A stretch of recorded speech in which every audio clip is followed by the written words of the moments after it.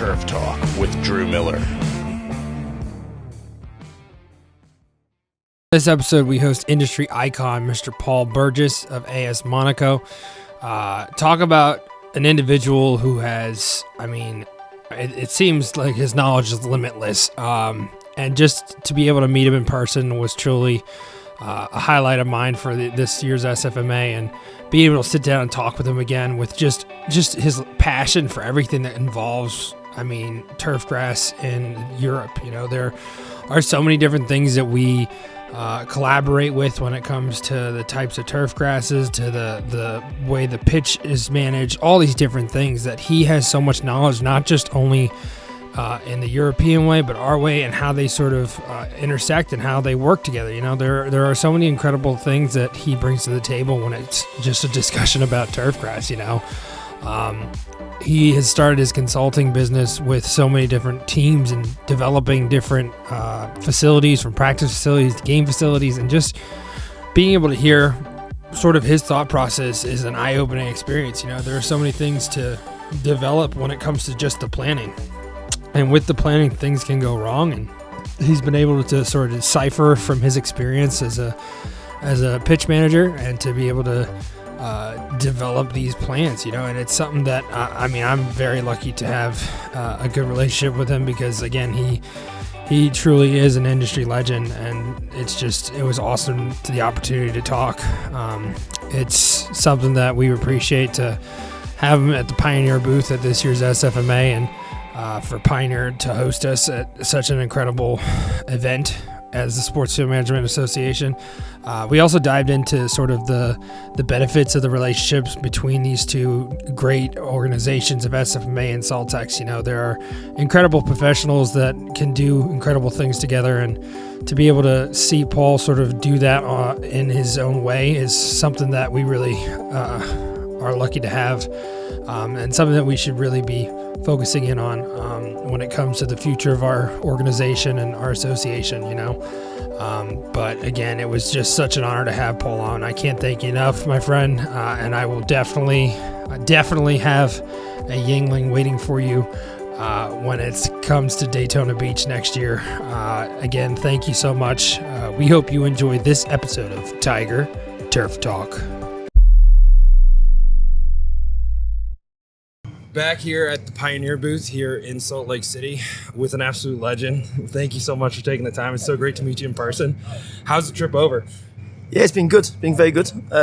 Always a bit of a tough one first couple of days, adapting to the time difference. And mine's only 2 hours. I can't imagine what yours is. So, the company I hang out with like to stay out late as well. So yes, they do. Yeah. So, it's been good. It's been really good so far. That's great. What are you looking forward to? Obviously, it's a sort of a different organization when it comes to, is it Saltex over there? Yeah, Saltex, yeah. So Saltex versus SFMA, and you've always been involved in SFMA for a long time. What are you always looking forward to coming over to the States and everything that goes into it? For me, it's more about networking and catching up with suppliers and just meeting up with new guys and people in similar positions and just brainstorming and sharing ideas and just bouncing ideas off people, catching up, having a beer, and just having a good time. Really. Sorry, I couldn't find the Yingling. I'm sorry. No Yingling. Not happy about that. I definitely researched it. I was like, why is it not in the middle of the country? Like, what is going on? This needs to be on the criteria of selecting the location in the future. We'll let Sun know. The president. We'll let her know. Like, this has to happen. I think next year we're in Daytona Beach. Yes, which it should be there. Are you going to be there? Okay. I'll be there. I'll be buying you a case. I'll buy you a case of it. That's Yingling territory. Yes, so for sure. All good. All good. Yeah, absolutely. When it comes to what you're doing now, the last time we talked, it was working at AS Monaco, which you probably still are. It is just absolutely gorgeous. You know, the whole facility and everything that goes into it. And we got into all like the microclimates and all the fact that there's a mountainside, cliff. It has these factors into what you're doing. What has it been like, again, working on these different projects and everything that you're doing? Yeah, no, it's good. Obviously, it's not the biggest facility in the world. It's probably the most beautiful facility. Probably one of the most unique facilities. Yes, for sure.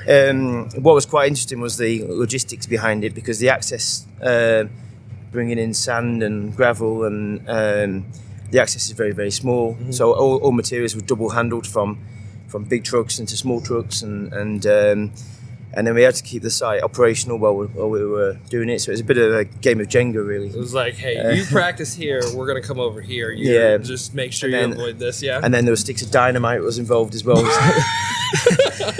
So, I can tell you that's not probably normal for most Turfgrass managers. Yeah, to be fair, I can't take credit for that, but I still had to hide a few times. I see you just like holding a stick of dynamite, lighting it up, and just chucking it. No, it was quite interesting to see the whole process of how they're securing the rock face and obviously blowing it up and stuff like this. So it was quite, it was good fun. Yeah, I would be sitting in the office like, okay, are we going down the hill? Are we good? Blasting's done for the day? Is there any other big projects you got coming up that you're really excited about and you're possibly. That we're allowed to talk about. Sorry. Yeah, no. The ownership of AS Monaco also owns a team in the Belgium First League. Very nice. A club called Cercle Bruges. So I head over there once a month just to keep an eye on things and speak to the guys very regularly. And we are potentially going to be building a provisional training facility and a long-term training facility, and possibly a new stadium as well. That's incredible. But at the moment, we share the same stadium with Club Bruges, Gotcha. and our practice facility is next to the stadium. And Club Bruges basically wants to build a new stadium on our training facility. So that's always good. Yeah. So figure out where you're going to practice, because guess what, we're taking. So we're waiting on our rivals to get the planning permission for this to happen. Gotcha. And everything basically just domino effects from there. So that's so exciting. But the decision is it's actually maybe today. Whoa! Watch out. Maybe it'll get it right when we're on the podcast. It comes on a Thursday, so it was meant to be last Thursday. It didn't happen. So seems to be the world these days. I've not received any messages yet, and in Europe now we're end of the day, so maybe it now passes to next Thursday. So you gotta love how the world's working. It's gonna be there this date. Yeah. So 3 weeks after. That's when all the planning decisions are made on a Thursday. So with all the planning process and everything that goes into that, again, you being the top professional in your craft with everything over there, what are you looking at when it comes to development of how the pitch is going to be at the highest possible quality based on the facility itself and based on maybe a stadium? Now, obviously, overhead coverage is always critical when it comes to fan experience, and then you dealing with all of that. Yeah, I mean, there's a few different things. One is obviously the site specific. What challenges does the site have? Like, for instance, this site is very, very wet, and we have problems with discharging drainage water into the local water courses because it's quite a wet place, Belgium, and so that's one of the issues. Then we have to look at how many teams we're going to be using the facility, who's going to be on natural grass, who's going to be on artificial grass. Then we have to look at the budgets. Cercle Bruges doesn't have the same size budget, say, of AS Monaco or another bigger team. For sure. So we're just at the moment we've identified all the problems. We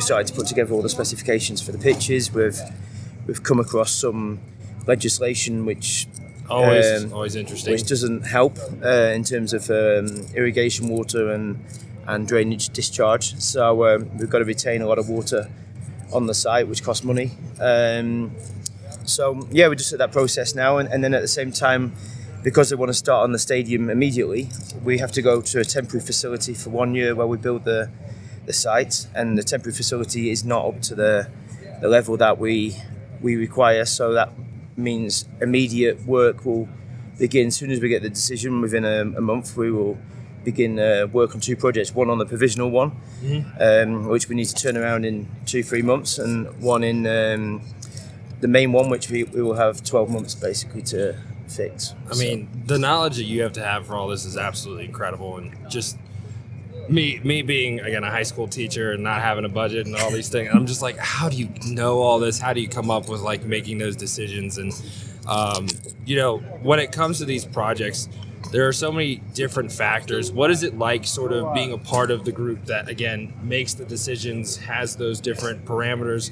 maybe structurally for the stadium needs something compared to what you need, and it's sort of like, well, both can't happen and certain things. And what is it like working with others sort of outside of that turf side of things? Yeah, no, it's nice. Obviously, in my previous job in Madrid, I was involved in a major engineering job with the retractable. They're building it pitch right now, right? Which they're building right now, and I was obviously very frustrated with that. 100%. Hence the outcome that I no longer work there.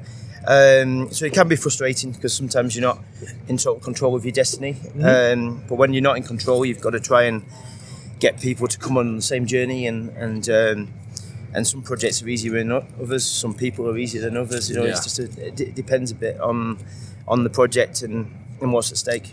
Absolutely. I'm in a public education system, so nothing really goes my way. So if it helps you with that, it's definitely hard to get people on board with things. No, I mean, it's good. I mean, no, absolutely. There's no one day the same, and don't get me wrong, I enjoy maintenance, and absolutely, but I do like projects and creating things, and when it's finished, you can look at it and go, yeah, I played a big part in that, you know. Absolutely. I mean, those moments are huge, right? Yeah, they're nice. Yeah. And I mean, you know, I can go to London and I'll see the Emirates Stadium, and I can see the shape of the roof and the shape of the seating bowl, and I can go, I had an influence on that. That's incredible. It's cool. So that's just awesome. You're just driving like one of the biggest stadiums in the world. You're like, I did that, you know. So yeah, you can have influence on the skyline of the city. You know, it's pretty. That's pretty so cool. incredible. So. That's absolutely incredible. Yeah. Definitely something to put on the resume. You know, just put a picture like, we worked on that. You know. So yeah. When it comes to, again, consulting and everything, what is the major aspects of the pitch that you're focusing on? Pretty much post-construction. Obviously, someone's going to come in and maintain that pitch that you create. What are you focusing on to get that end result for that pitch manager moving forward? Well, you need to protect the asset, so you need to make sure the staff are well trained. You've got all the machinery to do the job, like the proper renovation processes, and it can be more challenging at a club like Cercle Bruges because, like I say, the budgets are less. Yes. But I do try to do all the work in house. I try not to rely on outside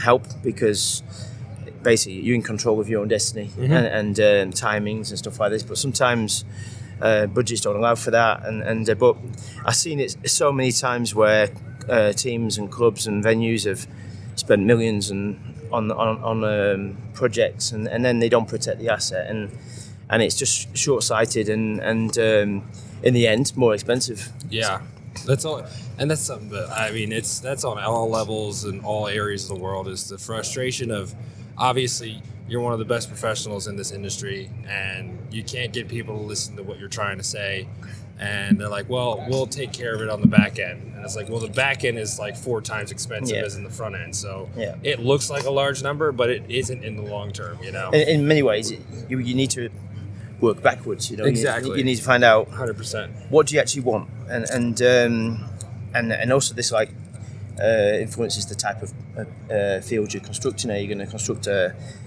hybrid carpet where you can change out the sod quite easy, or a natural, or are you going to go for a stitch system?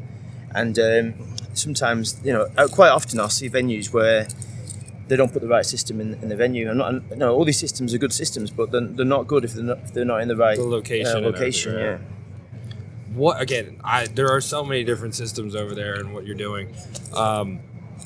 What do you think when it comes to the system, location-wise? What are those sort of impacting decisions? You know, there are so many things that go into it, and based on climate, based on weather, based on elevation, things like that. What are some of those factors that lead to a different type of system, if it's stitched or hybrid or whatnot? Because you guys are professionals on all of those things, and they're starting to try and build them here. Yeah, we're always hesitant. Like for example, you need to, if you haven't got a window to do a proper renovation at the end of the playing season, then I wouldn't go for a stitch system, for example. Gotcha.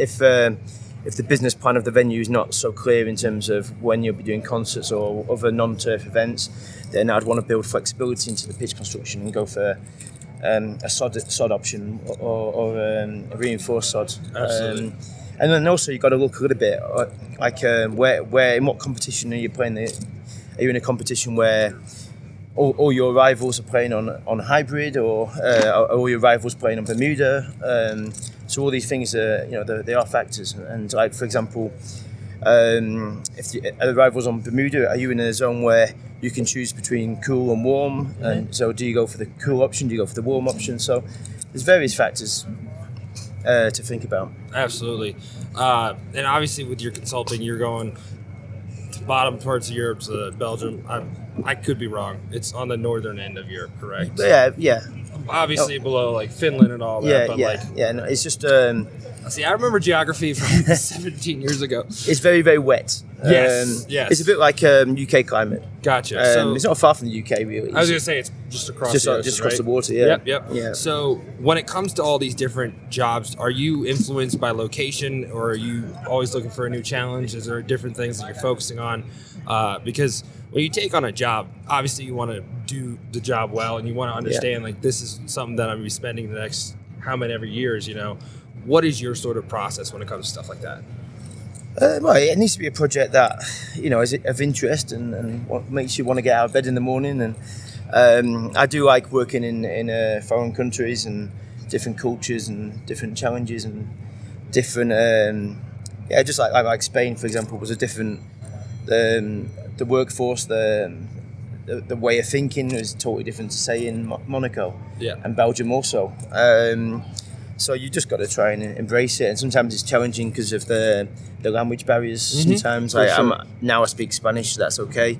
I don't speak French, so but like, for example, in Monaco, it's very, very English, widely spoken. Yes. And Belgium, they speak English, so it's helpful. fun. It's helpful, right? Yeah, it's very helpful. So yeah, I was talking to Alan Ferguson the other day about the World Cup in the US and Mexico and in Canada, and he's going to have a language issue there because there's English and there's Spanish, and like, for example, in Qatar, he was dealing with everyone with English speaking, basically. Yeah. Everyone was pretty much English speaking. It is a challenge, but it's one to overcome. Face head on. Now, you bring up Allen and FIFA. We had Sorokin and Rogers and all of them on earlier. What's sort of your take on the World Cup coming here, everything? What do you think some of the challenges they're going to face? What do you think, from your professional opinion, what you are seeing sort of moving forward in the next 4 years leading up to that? Well, I think it's in a good place. You've got with Trey and John doing some good research. All the products and technologies out there. It's just a case of getting the right combination. And I mean, like, personally, when you see the 5 indoor stadiums, I think they'll be the most consistent stadiums because they're controlled. You know, the biggest challenge would be Toronto and probably Mexico City, because you've got 2 totally different grass types probably and climate conditions. So they're probably the least consistent, and that's no criticism of the venues. It's just geography. I mean, it's the cold Arctic Canada versus the equator temperature in Mexico. And then, as a rule, normally the top soccer teams, they prefer to play on cool season grass. So I don't know what the plan is, but I would have thought there'll be more venues on cool season and even places like Dallas and Houston, you can get away with that because you've got the roof. I think the roofs will be a bluegrass, right? So the only anomalies will be probably Miami and the Mexican venues, I guess. But I don't know. I didn't speak into any detail. No, for sure. So but that's your take on it. I don't think they even know. I think I could agree with that. I think that's all part of the testing process in the next couple of years. But no, it's good, and I just hope that the World Cup's coming to the US, and the sad thing is that none of the soccer venues are being used. So I hope the soccer guys get to support the event, because it would be a shame if that wasn't the case. So with MLS and everything that's going on in the United States, they're becoming much more prevalent, bigger, and obviously not big to the point where they're hosting the World Cup, but their stadiums are pretty incredible. A lot of the facilities that are coming in are really well done, and a lot of it's, again, sort of mimicking the Premier League standard. What is sort of your take on what they're doing and sort of the movement of MLS in sort of where they're going? Well, I think the growth in the last probably the last 10 years is incredible. Yeah. And I love the stadiums. They're quite the design of them's quite different to European stadiums in terms of like the fan experience, and I really like them actually. Yeah. The one big difference is in the MLS they're playing in the summer, so it's a lot more difficult to do the end of season renovations that I spoke about in the past. And then we've got and then obviously because the level of money is not the same level as say in the English Premier League, you're getting a lot more events inside the playing season. So for the MLS guys, it's pretty challenging. Absolutely, and it's again the things that have come from your work. I believe you were one of the first people to introduce artificial lighting to people in the U.S. and everything. What are some of those things that you've seen in your career, sort of whether that's grow, have changes that have really impacts not just here in the U.S. but also abroad in the UK and everywhere in Europe? I'd say three real big ones really. One is the grow lights. Mm-hmm. One I'd say is the hybrid systems, which is still quite not so as developed say here than say in Europe, in the US. And then the final one I'd say is the range of machinery to overcome the different problems, and especially the field top maker or his competitors to protect the asset and sure. get a full life out of it. So absolutely. Yeah. Now, something that again the Premier League has done a phenomenal job, and other leagues, again I don't know all their names, apologies. They really focus on the player safety aspect. And I'm not saying we don't here in the U.S., but when it comes to artificial turf and certain things, like that's never been an option for them just because, again, what they believe is safe and what everything's going on. What's been your experience sort of with players and what they're doing and how you're interacting with them sort of to, again, get to the point where, like, obviously you were maintaining so many incredible pitches at the highest level to where you're now consulting to create those pitches so they match that highest level for those players, and sort of how their sort of feedback is. I mean, I've never actually seen any data on the injury side of things, but I was told by the medical department in Real Madrid that in my first year I reduced the injury bill by 40%. That's incredible. And when you've got a player earning $500,000 a week, it's pretty significant. It'd be nice, right? It'd be nice to get a bit of kickback on that. But real nice, right? But just 2%. We'll take 2% of it every week, you know. But and yeah, I mean the players they're like sports cars, you know. They're very temperamental. They can. I love that. That's great. They're finely tuned. That is great. So one little cog that doesn't work properly, the whole thing goes down. You know. Yeah. So there's a lot of money. There's a lot of pressure. The players, all the teams are investing so much money to get that extra 1%. You know, they're using psychologists. They're using they monitor sleep. They monitor everything they're doing. Obviously the diets. So to do all that and then not have the correct surface to play the games on, and not only to play the games on, but also to train. The training pitch is probably more important than absolutely the stadium. That's where they spend 95% of their time. So, absolutely. So there is a big importance. I don't know whether a lot of teams don't recognise that until there's a problem. That's a sad truth. Yeah, that is a sad truth. Yeah. It is a sad truth.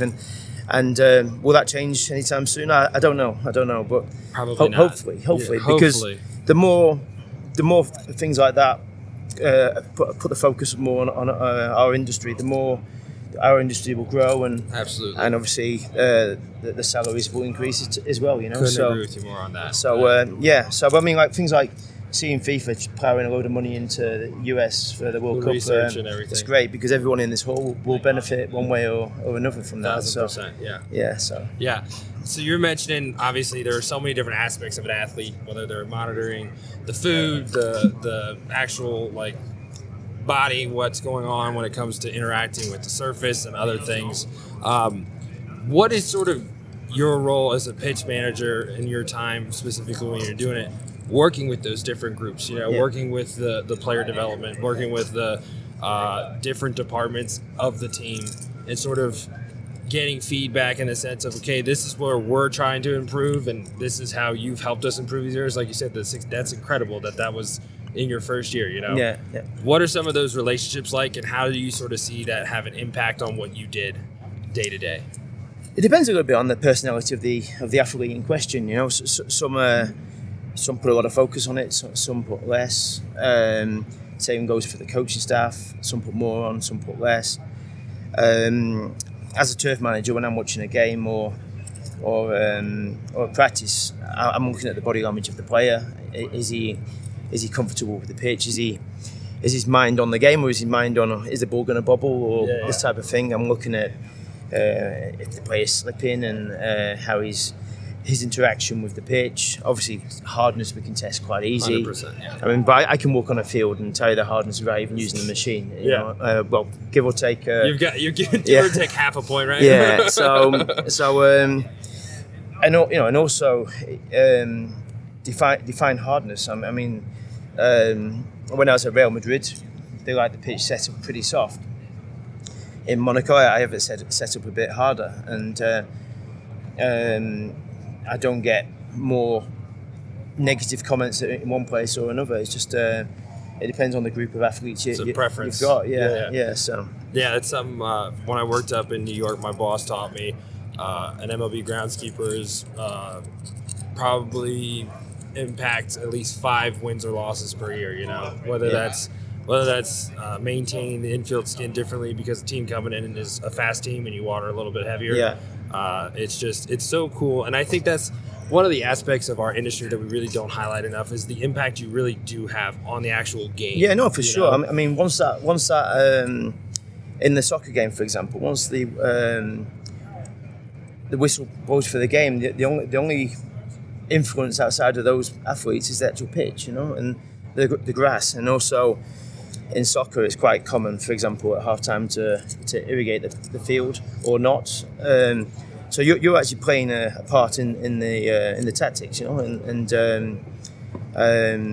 I've had some pretty interesting times with managers. Well, I can remember years ago we had Jose Mourinho was our coach, and we were in a moment where our biggest rival Barcelona was. Particularly strong, and we were less strong, and so we started to do some pretty crazy things to the field, and that's got to be fun. And you gotta be like nervous, but at the same time, like this might be interesting. I didn't enjoy it, to be honest with you, because I always like to try and create the optimum surface, but absolutely again, define optimum. If we lose 4-0 and then the field's an optimum, it hasn't played. Don't you love how it like changes too? You're like, this worked last time. Why don't we change it now? So, I mean, 9 times out of 10, and when you're working for a bigger team, they tend to set up the field to suit their own needs, not those of the opposition. But if you're working for a smaller team or weaker team, then you start to look at every single aspect of how can we gain an advantage against the opposition. But absolutely. Like I say, most of the time I've been involved with larger teams, so it's been more a case of what suits us rather than what do they not like within the parameters of like what the league allows. Right? Yeah. I mean, each year they tighten a little bit of regulations, so that there's a little bit less and less. Influence in terms of the tactical side of it that groundskeepers can influence, but each year they're trying to go more and more for more uniformity, and which I think is a good thing, so that's. I mean, it's just awesome to have those opportunities to really be a part of the game, like where SFMA, where the game begins, there's just so many truths to that, you don't really take that into account, and it's so cool to be able to showcase that to people and say, hey, this is really like incredible what we can do. No, I mean, obviously when things are going well and you play a big game, 82,000 fans in the stadium, and the team win and the pitch it looks great, and you go home and you're buzzing. You know, you can't sleep. You're like, I gotta get back out there. Yeah, you're just like gotta have that feeling again. Sometimes I'd go home and I'd be wide awake until 3-4 o'clock in the morning. Yeah. So it depends. And then obviously there's other times when you're having difficulties with the field and it's nowhere to hide. You know, you've got like for example in the Bernabeu every 10 days we'd have 82,000 fans sat around the 18th green of a Ryder Cup, basically. Yeah. So the Ryder Cup is every 3 or 4 years, and we've got a Ryder Cup every 10 days. And that's awesome. And where the Ryder Cup, for example, is shown in 2 continents, there's not many Chinese people watching the Ryder Cup, but a big soccer match, there's fans billions watching it around the world. You know, so that's I love how different people look at things differently. You know, having like no one really thinks like that, and that's just a great way. I mean, just to like bring more people into this industry. A Ryder Cup every day. Yeah. Come on, like who wouldn't want that? You know. Yeah. So but like I say, it's great when things are good, and it's not so great when things are going bad. And thankfully, I've had more good days than bad. That is always good. It's always glad to hear too. You know. Anything exciting in the near future that you can sort of share when it comes to everything across the pond? Not really. I mean, at some point, I want to maybe get back into the big time again. Like, let's say big moves maybe soon. But there's nothing. There's nothing in the works. Not really. No. Gotcha. But at some point, that itch is nice. there. Right? Yeah. So, for sure. We'll see what comes up. I mean, it's very difficult because in reality, it's a very small world that I'm operating in, you know, and there's plenty of people who are pretty competent at their jobs and not going anywhere and tend to stay in their venues for a long time. For sure. We'll see. Watch this space. Absolutely. When it comes to sort of, I've been a little bit quiet as well on social media and stuff in the last couple of years. So I might come out of retirement in the next few months and start to share more things with people. That'd be incredible. After the roller coaster of 13 years in the Premier League and 12 years at Real Madrid, just a couple of years, just a little hiatus, take a deep breath. I got a bit of time out. And it wasn't exactly time out, but obviously you were building a facility. But it'd be good to. I will definitely be making some noise again in the near future, and that's incredible. I love giving something back, you know, because the industry's been very kind to me. So I like to give some back and share my stories with people, you know. Absolutely. So me and a friend of mine, Leah Withrow, gave a presentation on sort of how social media plays a really big role in like the influence of what your career is on the people around you, and really the one thing is that next generation, you know. Yeah, this for me, this is a real one of my biggest frustrations in my career is public speaking. For me, I'm totally scared of it. I can't do it. I don't like it either. No, I don't like it either. I promise you. I can't even get on the stage. That's how bad it is. I can do karaoke after about 20 Yinglings, but it's always good. And over the years, I've had some pretty good stories to share with people, Absolutely. and unfortunately, I've not been able to share them in the way I would have liked. Yeah. But I've got my messages across from time to time. Social media is a great way of doing that, you know. Yeah. And one of the big things, like with that next generation, what have you sort of seen again in the European world when it comes to seeing that next level? I mean, pitch managers coming out from whether it's programs in colleges, whether that's just apprenticeships. What has sort of been your viewpoint on that, and how we can sort of improve even that in Europe? One criticism I would have is people want things too quickly. You know, that they come out of college and they expect to be given everything on a plate. And I mean, I was pretty lucky that I got through the pyramid pretty quickly. But you know, I worked hard for that, and I took my chances when they come. But I think nowadays there's definitely a culture of I want it now. Yeah, you know, for sure. And I don't think. I think it's probably a life thing, not just. Not just. It's not a job or. Yeah, I think it's just a mindset for. I sound like an old man now talking. No, you're not. Sorry, you're good. So no, I think people need to be a little more patient, and also you need to make some mistakes as well, you know, and it's better to make the mistakes as an assistant or before taking the big job, and the more experience you have, I think the more prepared you are, and also I remember 10 years ago I was a lot more. I wouldn't say angry is the right word, or maybe a little more aggressive, very protective, and my decision making now is far more balanced, I'd say now, and so I think people just need to take their time and grow up slowly. You know? For sure. Well, I want to thank you again for taking the time. It's always a great time talking to you. No problem. Really it's always good to see you. Yeah, it's great to meet you in person. I will have those Yinglings next year, I promise. Okay, listen, enjoy the rest of the show. Yes, you too.